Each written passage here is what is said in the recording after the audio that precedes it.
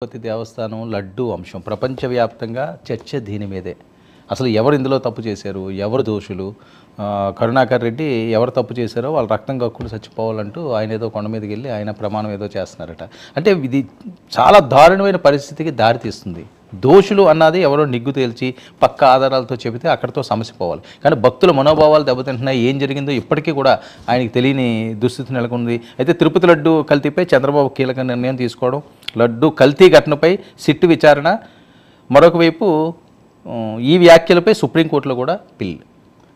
ఇప్పుడు అవినీతి అక్కడ అక్రమాలు వాటి గురించి నిస్సందేహంగా దర్యాప్తు చేయాలి. ఈ విషయంలో కూడా ఇక్కడ ఏదో బాలేంది వచ్చింది కాబట్టి దాన్ని వెనక్కి పంపారు, సరే. కానీ ఈ ఆరోపణ దీని మీద ప్రజ్వలిన తీరు దీని మీద మటుకు ప్రశ్నలు ముందు నుంచి ఉన్నాయి సార్. ఇప్పుడు చంద్రబాబు వరకు ఒక విధంగా ఆయన ఈరోజు దానికి ముగింపు పలికే ప్రయత్నం చేశారు. శాంతి హోమం చేసి దానికి ఉపశాంతి కలిగించే ప్రయత్నం చేశారు. అంటే చంద్రబాబు దీనికి ముగింపు పలకదలుచుకున్నారు. ఇంకా దీన్ని సాగదీసి ఇంకా ఏదో వాదో పోదాలు అట్లా చేయదలుచుకోలేదు.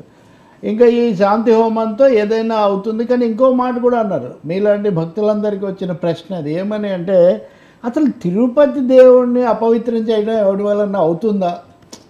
ఎవడ అవినీతి వల్ల కానీ, కొంటతనం వల్ల కానీ, అజ్ఞానం వల్ల కానీ, దుర్బుద్ధి వల్ల కానీ, ఎవరు ఎందుకు చేసినా సరే అసలు ప్రపంచాన్నంతా నడిపించే వ్యక్తిని, దేవుడి మహిమని ఎవరు అపవిత్రం చేస్తారు?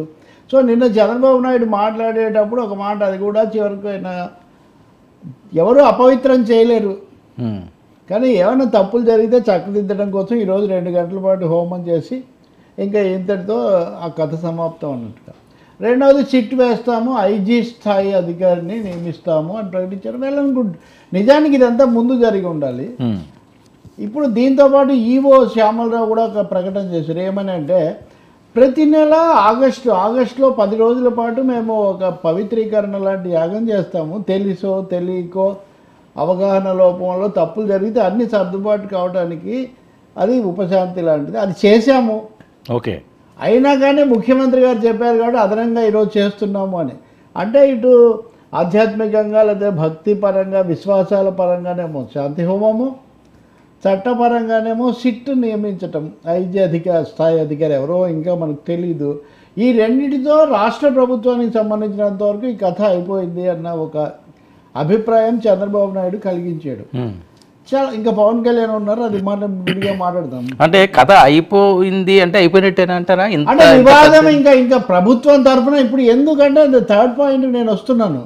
చంద్రబాబు నాయుడు దాదాపు శాంతి అయిపోయింది, ఉపశాంతి కలుగుతుంది, కలగాలి అని చెప్తున్న సమయంలో ఎవరి మీద అయితే ఆరోపణలు చేస్తున్నారో ఆ వైవి సుబ్బారెడ్డి దీని మీద దర్యాప్తు జరిపించండి అని సుప్రీంకోర్టులో, హైకోర్టులో ఆయన పిటిషన్ వేస్తున్నారు. సో ఈ ట్విస్ట్ చూడండి. అవును. అంటే సరే, కరుణాకర్ రెడ్డి మీరు అన్నట్టుగా వచ్చి ప్రతిజ్ఞలు అవన్నీ అవే ఇంకా వాళ్ళు చెప్పనండి, అవన్నీ వాళ్ళు చూసుకుంటారు కదా. గరుడ పురాణంలో శిక్షలు ఎవరెవరికి ఏమన్నా ఇప్పుడు అవన్నీ అపరిచితుడు చూసుకుంటాడు. అది కాదు ఇక్కడ ప్రశ్న ఏంటంటే, ఎవరైతే ఆరోపణలకు గురయ్యారు, వాళ్ళే చేశారని వీళ్ళు ఆరోపించారో ఆయన వచ్చి మీరు విచారణ జరిపించండి. అవును. బాధ్యత లేకుండా ఆరోపణలు చేశారు. ఆరోపణలు చేయడం ద్వారా భక్తులకు మనస్తాపము, ఒక విధంగా మనోభావాలు దెబ్బతింటారు, ఇప్పుడు ఆ పదం వాడుతున్నారు కదా అని ఏదో ఆయన ఒక విధంగా వాళ్ళు ఆ పరిస్థితి ఎందుకు వచ్చింది. ఇంకా మూడోది, జగన్మోహన్ రెడ్డి ప్రధానమంత్రికి లేఖ రాశారు. ఆయన కూడా దీని మీద మీరు దర్యాప్తు జరిపించి చంద్రబాబును బహిరంగంగా గట్టిగా మందలించండి, తీవ్రంగా మందలించండి. ప్రపంచ ప్రఖ్యాతి చెందినటువంటి తిరుపతి ఆలయం యొక్క ప్రతిష్టకు ఈ ప్రచారం వల్ల భంగం వాటిల్లింది. దీని అంతటికీ వాళ్ళు చెప్తున్న తర్కం ఏంటి అంటే, అసలు మేము ఆ ఏఆర్ కంపెనీ దగ్గర సుబ్బారెడ్డి హయాంలో కానీ కరుణాకర్ రెడ్డి హయాంలో కానీ మేము నెయ్యి తెప్పించనే లేదు. ఓకే. మేము నెయ్యి తెప్పించలేదు అసలు.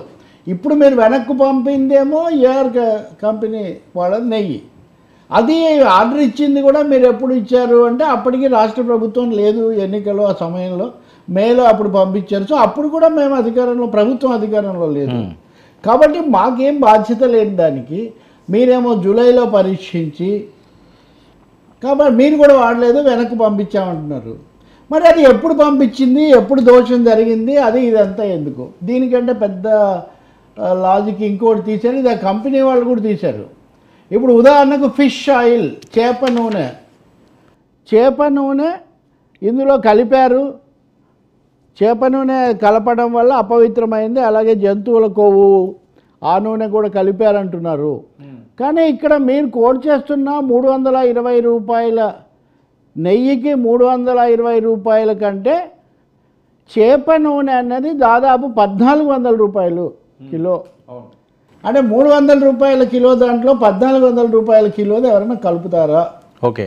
సుప్రీంకోర్టు దగ్గర ఇప్పుడు సుధాకర్ రెడ్డి, వైవి సుబ్బారెడ్డి తరఫున ఆయన వేస్తున్న ప్రశ్న, ఖచ్చితంగా ఈ ప్రశ్నలన్నిటికీ ప్రశ్నలు వస్తాయి. ఎందుకంటే మీరు ఒకసారి ఒక ఆరోపణ చేసిన తర్వాత అది ఏంటంటే ప్రపంచవ్యాప్తంగా చర్చ అవుతుంది. ఇది ఇక్కడతో ఆగింది కాదు కదా. నెయ్యి తీసుకుందేమో అప్పుడు కాదు, ఇది అప్పుడు వాడారన్న గ్యారంటీ లేదు. ఈ కంపెనీ అప్పుడు